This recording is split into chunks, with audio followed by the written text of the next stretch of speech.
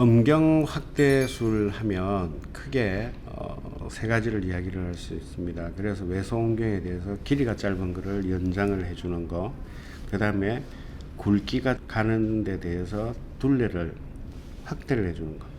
그 두 가지 수술은 2000년대 초반까지 이미 하던 방법이 있었고, 반면에 기두에 대한 확대술은 이때까지 행해진 적이 거의 없습니다. 그래서 제가 2000년 초반에 얼굴에 주사하는 주름 피울 때 보톡스하고 같이 넣는 히알루론산 필러를 이용을 해가지고 기두의 표면에 주사를 해서 기두를 확대하는 방법을 개발을 했었습니다. 필러는 기두 표면에 주사를 하기 때문에 기두 자체도 발견됐을 때 좀 커 보이지만 원래 목적은 조루증의 치료를 위해서 같이 개발한 겁니다. 멕시코 의사가 개발을 해서 우리나라뿐만 아니라 아시아에서 중국에서 많이 사용하고 있는 방법이 음경에 배부 신경이 있습니다. 그 신경을 절단을 하는 거예요. 지금도 개원가에서도 사용을 하고 있는데 그건 이제 너무 많이 자르게 되면 감각이 소실이 되고 도로 발기부전이 오게 됩니다. 그런 부작용이 있을 수 있죠.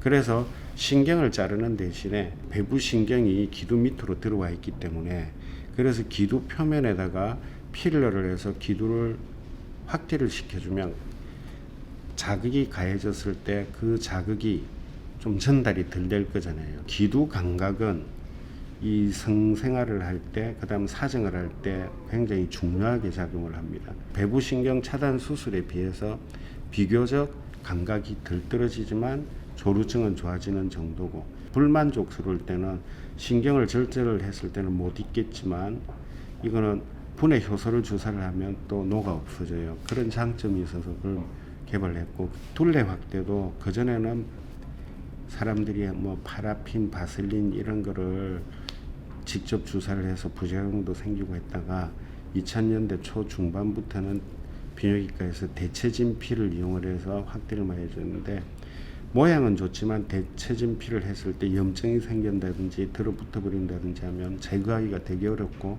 그로 인한 부작용이 좀 되게 심해요.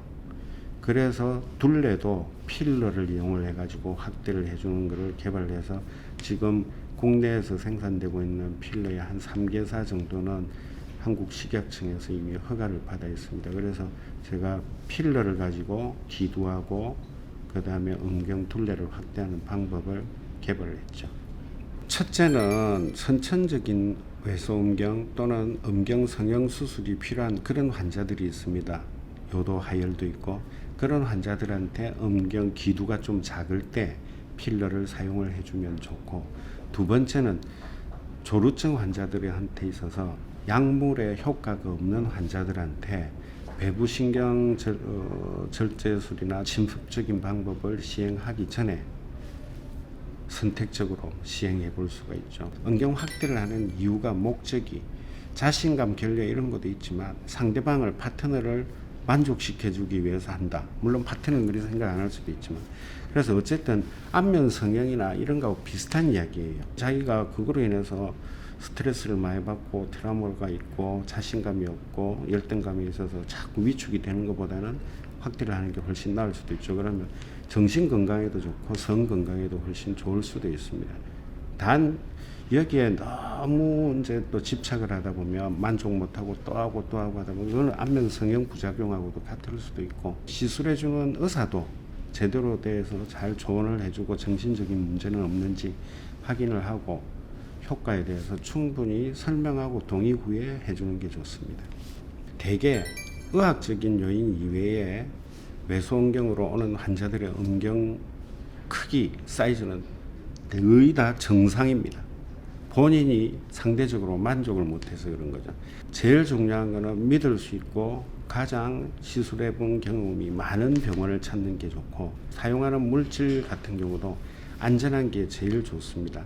그렇기 때문에 충분히 여러 군데 상담을 들어보시고 확신이 서면 그때 한 번은 해보시는 게 제일 좋은 방법입니다. 흔히 이야기하는 남성 건강은 남자들만 갖고 있는 장기, 뭐 전립선, 음경, 고환의 질환 이걸 취급하는 데다, 물론 그 말도 맞지만 진정한 의미의 남성 건강은 그런 의미가 아니라 왜 남자들이 여자보다 빨리 죽냐는 겁니다. 대부분 남자들이 사회활동을 많이 했기 때문에 산재나 교통사고나 사고도 많이 당했고, 또 그런 과정에서 남자들은 웬만큼 아프지 않는 한 병원을 안 갑니다. 왜 그러냐면 아프다고 하면 그 경쟁 사회에서 자기는 도태가 되기 때문에. 동물의 세계도 똑같죠. 뿐만 아니라 병원 시스템도 남자들한테 불리하게 돼 있어요. 대개 일과 중에 병원을 갈 수가 없었던 거죠.